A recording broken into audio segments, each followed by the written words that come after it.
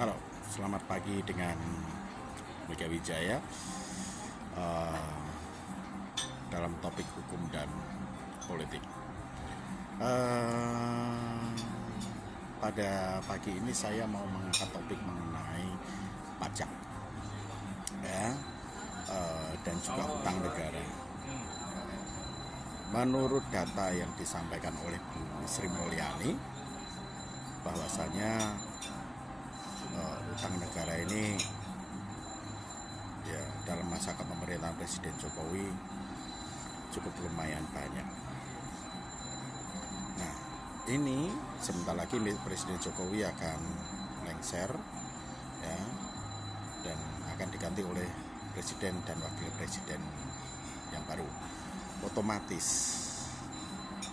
warisan utang itu nanti akan dibawa oleh presiden dan wakil presiden yang baru. Nah, lalu bagaimana kaitan antara utang dan pajak ini? Jadi begini, ketika utangnya banyak, otomatis negara harus melakukan pembayaran. Lalu pembayarannya dari mana? Gitu. Pembayarannya itu berasal dari pajak.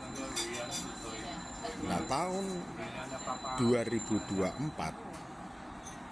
ada sinyalemen pajak itu akan naik karena sudah ada beberapa indikator yang naik juga, ya, di akhir masa ya 2023-2024 ini mendekati pemilihan nanti tanggal 14 itu sudah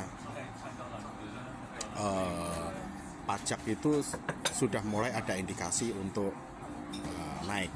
Nah, otomatis jika kita mau membaca data dan juga rasio, ya, dan juga banyak sekali hal ini juga sudah disampaikan jelas oleh Ibu Sri Mulyani sebagai Menteri Keuangan, tampak bahwa nanti akan ada di tahun 2024 kedepannya akan ada pembengkakan rasio dari pajak, dan ini semuanya nanti akan ditanggung oleh rakyat.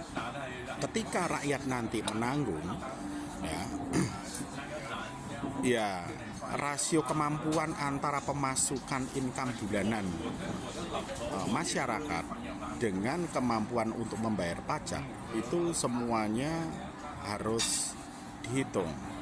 Tetapi ketika nanti antara pemasukan rakyat dan pajak yang akan dinaikkan itu lebih besar pajak yang akan diberikan, otomatis akan terjadi masalah.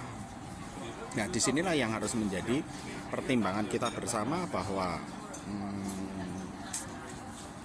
kita harus memilih presiden wakil presiden yang tepat, yang kira-kira mampu menekan laju inflasi, laju hutang semakin besar, sehingga ketika nanti tiba waktunya pemerintah yang baru harus merecovery semua hutang-hutang itu, apakah dia mampu menekan, mencari solusi, ataukah membebankan pada rakyat.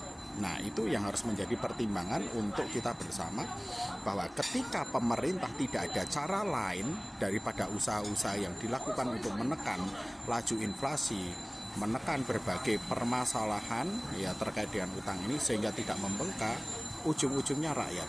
Nah, ini tolong diperhatikan bagi siapa saja, ya. Silahkan memilih presiden yang wakil presiden yang kira-kira mampu menekan, ya, laju inflasi, mampu menekan besaran hutang, dan mampu membayar hutang negara dengan cara-cara yang tidak dibebankan kepada rakyat. Silahkan menjadi pertimbangan karena ini penting. Karena kita ini sekarang sudah semakin berat pajak itu dibebankan pada rakyat. Kalau itu nanti sampai lebih dari 7%, ya sudah, rakyat pasti akan yang menderita. Nah, apakah inilah yang akan terjadi sebagai negara dunia ketiga?